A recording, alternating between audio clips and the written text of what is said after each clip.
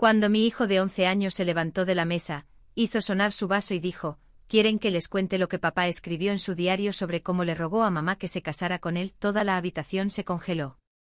Mi suegra dejó caer el tenedor, se puso blanca como un fantasma y, después de esa noche, nunca más volvió a una cena familiar. Déjenme contarles exactamente cómo llegamos a ese punto.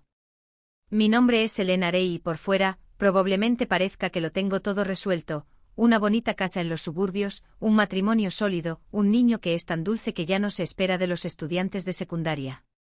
Pero lo que la gente no ve son las grietas que se cubren con sonrisas, la tensión que se suaviza en la mesa solo para mantener la paz, especialmente cuando se trata de ella, Margot Rey, mi suegra.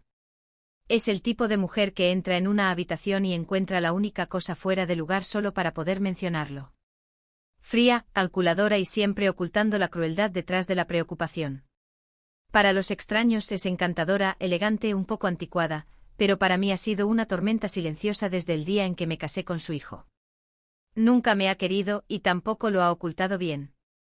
Yo no era material Rey, sus palabras exactas. Aparentemente ser una diseñadora gráfica independiente que provenía de una familia de clase trabajadora no cumplía con el pedigrí de alguien que alguna vez presidió el club de jardinería local y nombró a sus gatos como compositores europeos. Pero durante los últimos 13 años, me he mordido la lengua por Aaron, mi esposo. Es leal, considerado y exasperantemente poco confrontativo. Su madre avasalla a todos y él simplemente se agacha. No es que esté de acuerdo con ella, simplemente piensa que es más fácil no pelear. Durante años me convencí de que tal vez tenía razón. Luego llegó Noah. Mi hijo lo es todo, inteligente sin ser arrogante, gentil pero no débil. Le encanta construir ciudades de Lego, se queda despierto hasta tarde leyendo viejas historias de detectives y piensa que la salsa de tomate es un condimento adecuado para todo. Es sensible, observador, más de lo que a veces le reconocemos. Por eso cuando empezó a actuar de forma diferente lo noté inmediatamente. Fue un martes cuando comenzó el cambio. Acababa de llegar a casa del entrenamiento de fútbol. Margot lo había recogido porque yo tenía una fecha límite con un cliente y Aaron estaba trabajando hasta tarde. Entró en la casa, dejó su mochila junto a la puerta y subió directamente las escaleras. Sin abrazo, sin «Hola, mamá». Ni siquiera un gruñido. Al principio pensé que estaba cansado o tal vez molesto por el partido, odia perder. Pero luego llegó el miércoles, lo mismo, callado, distraído, respuestas cortas. El jueves se saltó nuestro ritual nocturno de lectura, solo dijo, no estoy de humor, y se fue a la cama temprano. El viernes ya no pude soportarlo. Noah, dije suavemente mientras le pasaba un plato de waffles, ¿pasó algo esta semana en la escuela, en el entrenamiento? Levantó la vista de su jarabe y se encogió de hombros. No. La forma en que lo dijo me hizo sentir enferma. No estaba mintiendo, estaba ocultando algo. Simplemente no sabía de quién ni de qué. Pero esa noche finalmente se quebró. Estábamos doblando la ropa juntos en la sala de estar cuando de repente preguntó, ¿engañaste a papá para que se casara contigo? Dejé caer la toalla que tenía en las manos. ¿Qué? No me miró cuando lo dijo. La abuela dijo que lo hiciste. Que él no quería casarse contigo realmente. Que lo obligaste. Por un momento todo el aire abandonó la habitación. Ese tipo de dolor no llega de forma aguda, llega lentamente como una ola que se arrastra por tu pecho hasta que te das cuenta de que no puedes respirar. Quería gritar. Quería llamar a Margot y decirle que se mantuviera alejada de mi hijo. Pero en su lugar, me arrodillé frente a él y dije lo único que pude, Noah, ¿crees que tu papá parece alguien que fue engañado para que me amara? Parpadeó. No. ¿Crees que alguna vez te mentiría sobre algo tan importante? Dudó, luego negó con la cabeza. Esa noche, después de que se fue a la cama, lloré en el baño con la ducha abierta para que no me oyera. Porque no se trataba solo de las palabras de Margot, se trataba de la semilla que plantó en mi hijo. Y ahí fue cuando algo cambió, no en mí, en Noah. No lo sabía todavía, pero a su manera silenciosa, estaba planeando algo, un momento, una bomba de verdad tan precisa y devastadora que partiría el aire como un rayo en nuestra próxima cena familiar. Y cuando finalmente se levantó hizo sonar su vaso y dijo lo que dijo, bueno, digamos que nadie volvió a cuestionar cuánto lo amaba su padre. Antes de todo el drama, antes de ese momento en la mesa que cambió todo, quiero que entiendan cómo era realmente nuestra vida. No éramos una familia perfecta, pero éramos felices a nuestra manera tranquila y ordinaria. Teníamos rutinas, risas, días que se convertían en noches de tareas, sobras recalentadas e historias para dormir que se convertían en peleas de cosquillas. Era una vida por la que trabajé duro para construir y más duro para proteger. Conocí a Aarón cuando tenía 22 años. Era una estudiante universitaria en quiebra que hacía malabares con un trabajo en una librería y prácticas que pagaban con tarjetas de regalo de café. Él entró durante una compra de útiles para maestros buscando carteles para el aula y se fue con mi número garabateado en el reverso de un recibo. Era divertido, gentil, un poco torpe de la mejor manera. Salimos durante 4 años antes de casarnos en una pequeña ceremonia en el patio trasero con manteles de segunda mano y luces de cuerda que le pedimos prestadas a mi primo. Para mí fue perfecto. Para Margot Rey, fue lindo para lo que era. Margot siempre ha vivido en un mundo de apariencias, grandes gestos, indirectas silenciosas. Cuando me conoció por primera vez, sonrió y dijo, «Oh, eres pequeña». A Aarón siempre le gustaron las chicas con un poco más de presencia, y luego me ofreció su lasaña como si no acabara de insultar toda mi existencia. Con los años su desaprobación llegó en paquetes cuidadosamente envueltos, cumplidos pasivo-agresivos, comentarios mordaces y consejos no solicitados disfrazados de preocupación. Cuando quedé embarazada de Noah, en realidad suspiró.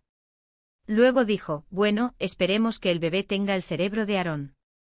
No necesitamos más artistas hambrientos en esta familia. Aarón me dijo que la ignorara. Tiene buenas intenciones, decía frotándome la espalda. Así es ella. Pero ese era el problema, su manera era veneno servido con una sonrisa.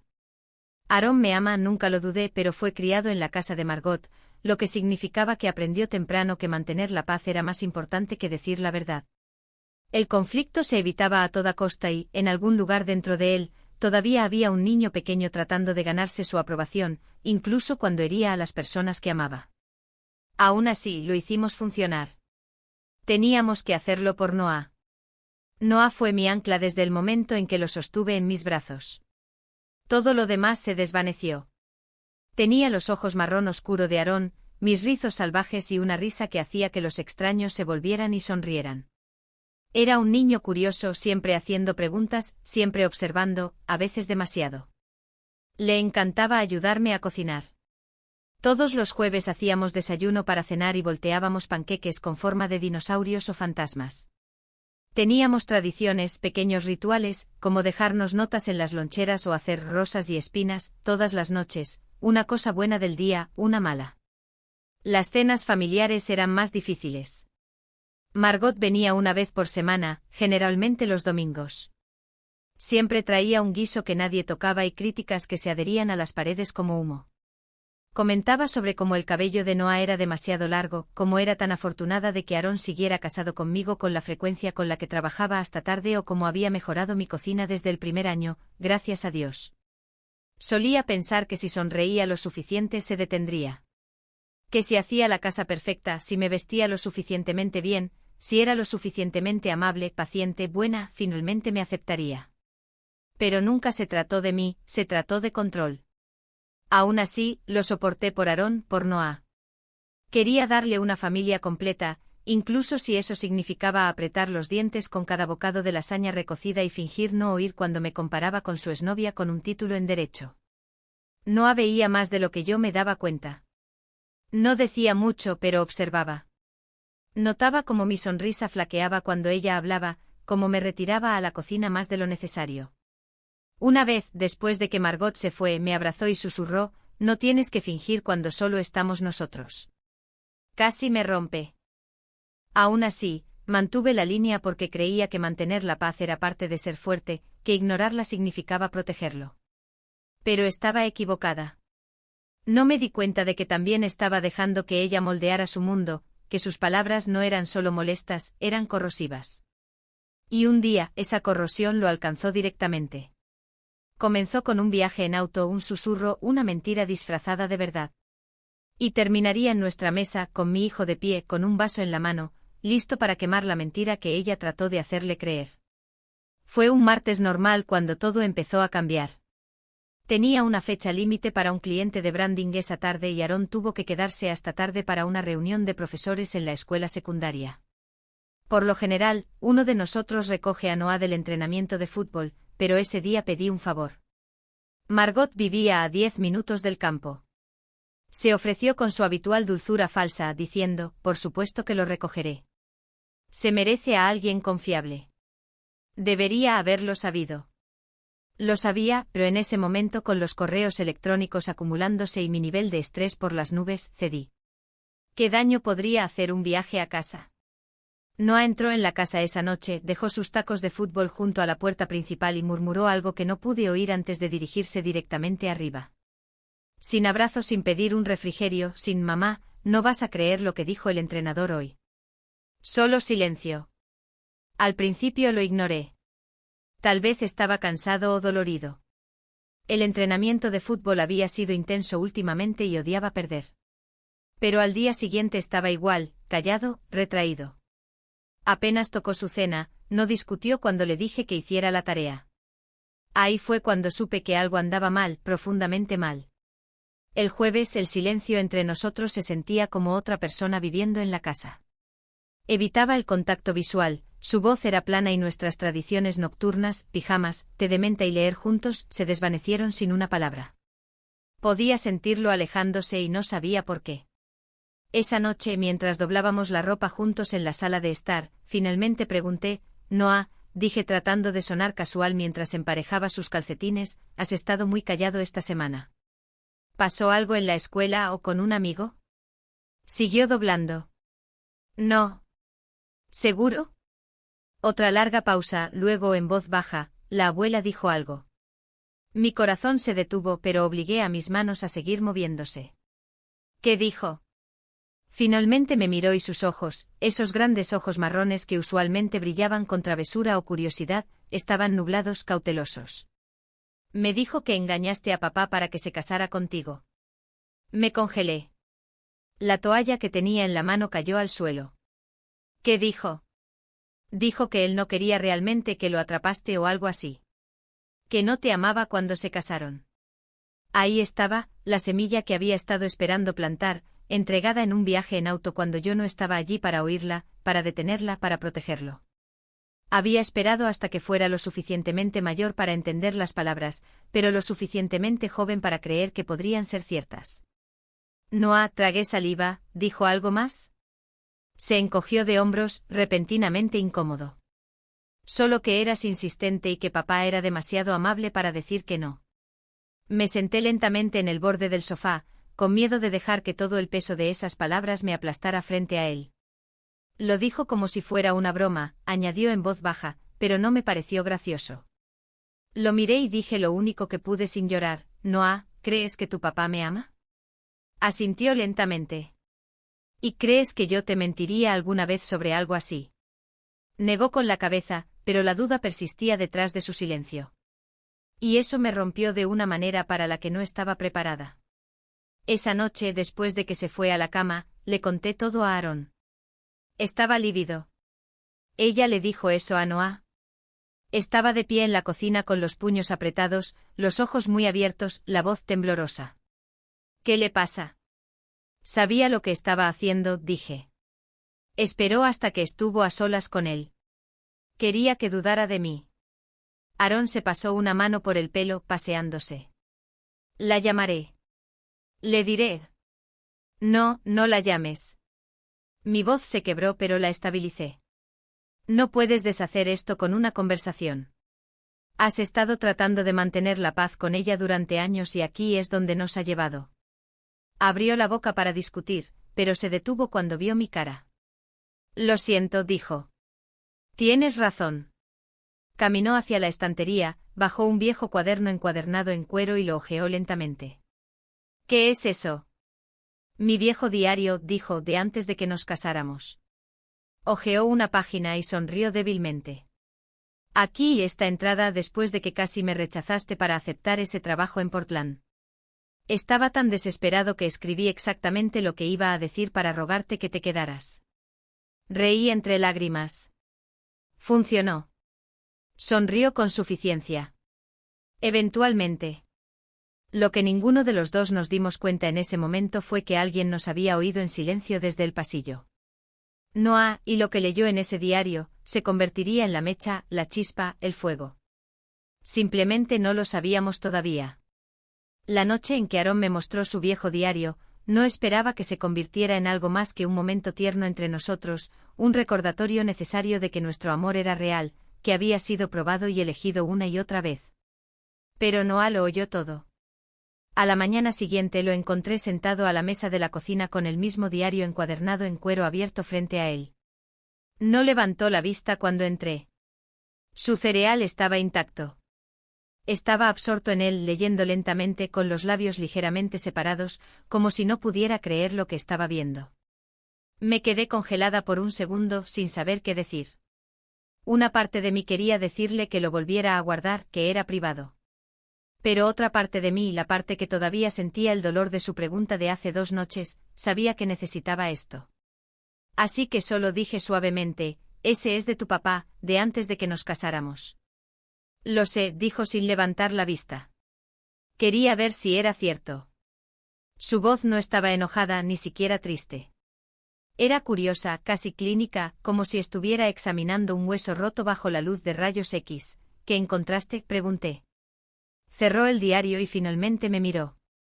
Papá te rogó que te quedaras. Dijo que lloró. Escribió todo un párrafo sobre cómo lo hiciste creer en el amor de nuevo. Asentí lentamente. Lo hizo. Casi me fui por un trabajo en Portland. Pensé que era lo que necesitaba. Pero luego me mostró que lo que realmente necesitaba era alguien que me hiciera sentir como en casa. Noah se reclinó en su silla, con los ojos todavía fijos en la cubierta de cuero. ¿Por qué la abuela mentiría así? Dudé. Porque a veces la gente necesita creer algo feo sobre los demás para sentirse mejor consigo misma. Desvió la mirada, mordiéndose el labio inferior como lo hacía cuando pensaba mucho. ¿Estás enojada con ella? Suspiré. Sí, pero más que eso, estoy herida. No solo me insultó a mí, Noah. Puso algo en ti que no pertenecía allí. Se quedó callado por un largo momento. Luego preguntó, ¿estará en la cena el domingo? Mi estómago se encogió. Sí, a menos que creas que deberíamos cancelarla. No, dijo negando con la cabeza. No la canceles. Había una calma en su voz que no reconocí. No un desafío infantil, no pánico, convicción. Ahí fue cuando lo vi, la idea formándose detrás de sus ojos, la decisión. Algo se había asentado en él. Estaba planeando algo. Los siguientes días volvió a ser el mismo, bromeando, leyendo, haciendo preguntas sobre constelaciones de nuevo, incluso quiso ayudarme a hornear el postre para la cena familiar, sus barras de limón favoritas. Pero de vez en cuando lo pillaba mirando el diario de nuevo, a veces solo tocándolo como si lo anclara. Aaron y yo hablamos en privado. Acordamos que no le diríamos nada a Margot todavía. La confrontación no iba a deshacer lo que se había dicho y, francamente, quería ver cómo Noah estaba procesando las cosas sin añadir más tensión.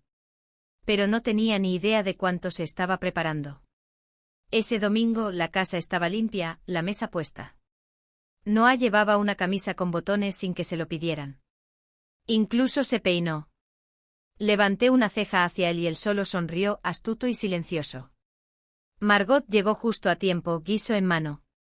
Besó a Aaron en la mejilla, me dio su habitual asentimiento con la cabeza que no llegaba del todo a sus ojos y luego le dijo a Noah, «Te ves elegante hoy». ¿A quién intentas impresionar? Noah simplemente respondió, «Ya verás». Debería haber sabido que algo se avecinaba entonces, pero no lo hice. Nos sentamos a comer. Margot dominó la conversación como de costumbre, hablando de cómo mis cortinas no combinaban, cómo la receta del guiso había ganado un premio en su grupo de la iglesia, cómo Aaron realmente debería pensar en postula. Para dar clases en una escuela privada, el habitual goteo lento y socavador. Entonces, en algún momento entre la cena y el postre, Noah tranquilamente tomó su vaso de agua y lo golpeó suavemente con su cuchara. Clink, clink, clink. La habitación quedó en silencio. Solo quería decir algo antes de que comamos el postre, comenzó. Su voz era clara, mesurada, más fuerte de lo que la había oído nunca. Se giró hacia Margot. Sé lo que me dijiste sobre mi mamá y sobre que papá no quería casarse con ella. Su tenedor se congeló a medio camino de su boca. Pero leí el diario de papá, dijo Noah con calma. Literalmente escribió sobre llorar y rogarle a mamá que no se fuera. La llamó lo mejor que le había pasado en la vida. Así que creo que tal vez deberías dejar de mentirme. Silencio denso y eléctrico. Aarón me tomó de la mano por debajo de la mesa. Ni siquiera me di cuenta de que estaba temblando hasta que me la apretó. Margot parecía aturdida, con la boca ligeramente abierta, la cara palideciendo. Dejó el tenedor sin terminar su bocado. Noah se reclinó en su silla, totalmente sereno. Y en ese momento me di cuenta de que no solo volvía a creer en mí, creía en mí. Todo había cambiado. Nadie se movió. El silencio en la habitación después de que Noah hablara no era solo incómodo, era reverente, como si el aire mismo contuviera la respiración. Mi hijo de 11 años estaba sentado con las manos cruzadas cuidadosamente frente a él, la barbilla ligeramente levantada, los ojos fijos en su abuela, tranquilo, imperturbable.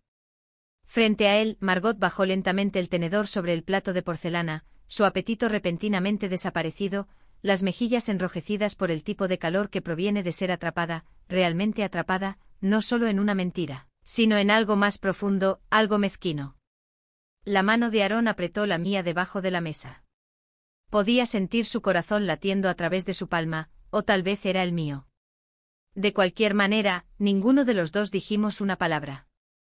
No lo necesitábamos porque Noah ya lo había dicho todo. Margot abrió la boca como para hablar, pero por una vez las palabras no salieron. Miró a Aarón, luego a mí, y luego de nuevo a Noah. No sé qué crees que leíste, dijo finalmente con voz delgada y a la defensiva, pero las cosas de adultos son complicadas. Noah inclinó la cabeza. Dijo que le rogó que no se mudara a Portland. Dijo que se sentía como el hombre más afortunado del mundo cuando ella dijo que sí. Usó la palabra rogar, abuela. Eso no me parece complicado. Sus labios se apretaron en una línea tensa. No deberías estar leyendo cosas privadas. La voz de Aarón era tranquila pero firme. Entonces tal vez no deberías haberle dicho algo tan cruel a un niño. Eso fue todo. En el momento en que dejó de defenderla, la habitación cambió. Margot se levantó bruscamente empujando su silla hacia atrás con un chirrido sobre la madera. Ya veo lo que está pasando aquí, murmuró sin mirar a nadie. Ya no soy bienvenida. Noah levantó la mano ligeramente. Eres bienvenida a decir la verdad. Para eso es esta casa. Las palabras la golpearon como una bofetada. Se giró hacia la puerta sin decir una palabra más, ni a Aarón, ni a mí, y mucho menos a Noah. Simplemente se fue. Sin una salida dramática, ni llantos, ni gritos. Simplemente salió a la noche. El guiso intacto, el postre sin comer. Durante un minuto entero después de que se fue, nadie se movió. Luego Noah me miró y dijo, «¿Todavía podemos comer las barras de limón?» Reí un pequeño sonido sobresaltado que rompió la tensión como un cristal. Tienes toda la razón del mundo. Podemos. Comimos el postre los tres, y no hablamos mucho de lo que acababa de pasar, no de inmediato. Estábamos demasiado aturdidos, demasiado llenos de sentimientos que no sabíamos cómo nombrar todavía. Alivio o orgullo, tal vez incluso dolor por algo que habíamos estado fingiendo que se podía arreglar. Más tarde esa noche, mientras acostaba a Noah, me senté a su lado y le pregunté, ¿cómo supiste qué decir? Pensó por un momento. Realmente no lo sé. Solo sabía que no quería que ella me hiciera pensar eso de ti nunca más. Le acaricié el pelo con la garganta apretada. Fuiste muy valiente. Se encogió de hombros. Tú y papá ya intentaron ser amables. Eso no funcionó. Le besé la frente. Siento que hayas tenido que ser tú quien lo dijera. No lo siento, dijo. Ella necesitaba oírlo de alguien a quien no pudiera mentirle. Y esa era la verdad. Margot había subestimado a Noah. Vio a un niño fácilmente influenciable, fácil de manipular. Pero con lo que no contaba era con lo ferozmente leal que era, lo inteligente, lo protector de su familia, de su verdad. Aarón entró más tarde esa noche y se sentó en el borde de nuestra cama. Parecía cansado, pero con la mirada despejada. No volverá, dijo, no a menos que se disculpe. Asentí. ¿Crees que lo hará? Negó con la cabeza. No. Pero tal vez eso no sea lo peor.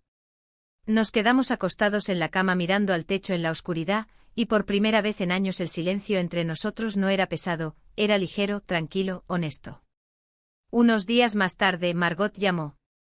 No pidió hablar con Noah, no se disculpó, solo dijo, tal vez me pierda las próximas cenas. Aarón dijo, probablemente sea lo mejor. No ha vuelto desde entonces. Noah todavía lee ese diario a veces. Dice que le recuerda que el amor es algo que se demuestra, no solo se dice. Incluso lo llevó a la escuela para un proyecto de narración familiar. Leyó un pasaje en voz alta sobre el día en que Aarón le propuso matrimonio.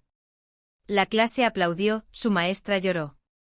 Ese diario es más que un recuerdo ahora, es una prueba.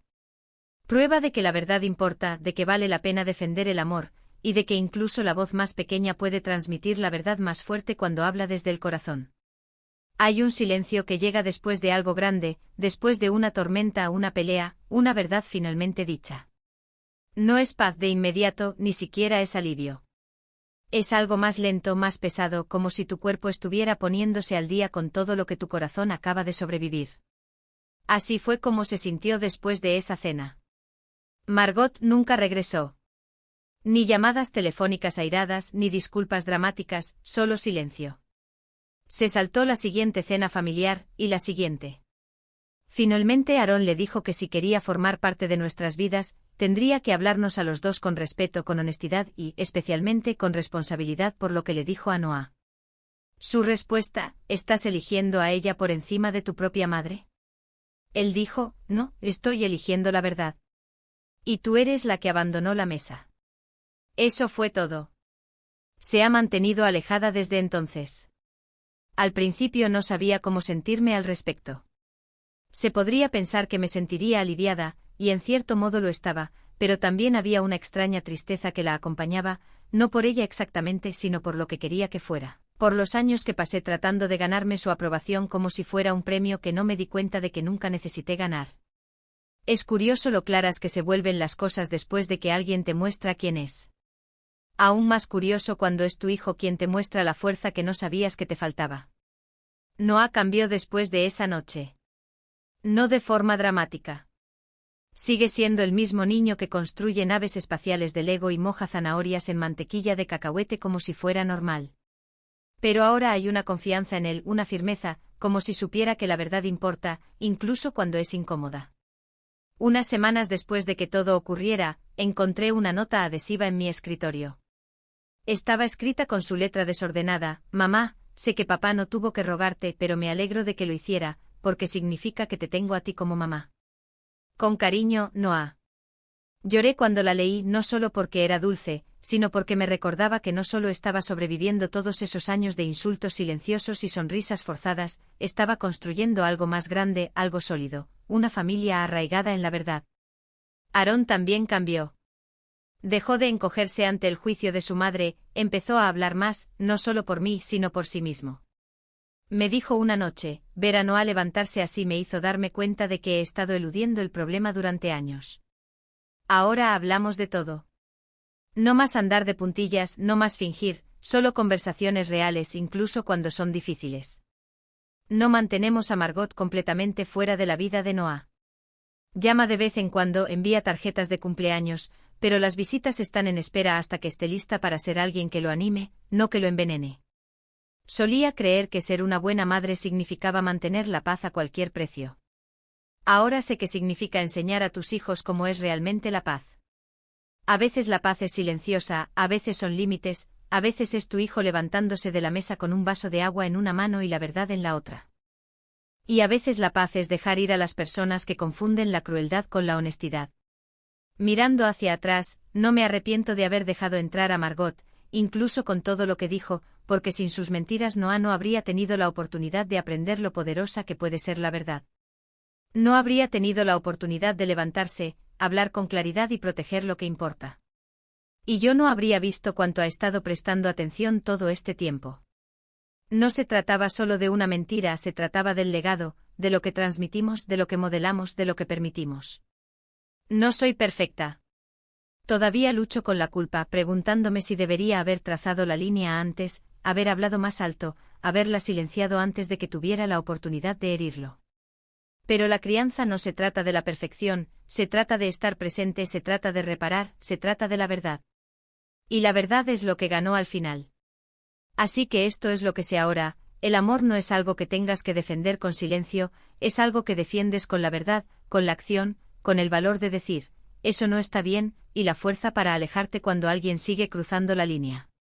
Y a veces ese valor no viene de ti, a veces viene de un niño de 11 años con una camisa con botones que golpea su vaso en la mesa, listo para decirle a toda la habitación quién es realmente su madre, no una embaucadora, no una manipuladora, sino alguien a quien su padre le rogó que lo amara, y alguien a quien se enorgullece de llamar mamá. No esperaba que mi hijo fuera el que se levantara y dijera lo que los adultos no decían, pero lo hizo y al hacerlo, me recordó cómo es la verdadera fuerza, no en gritar o discutir, sino en decir la verdad con calma cuando más importa.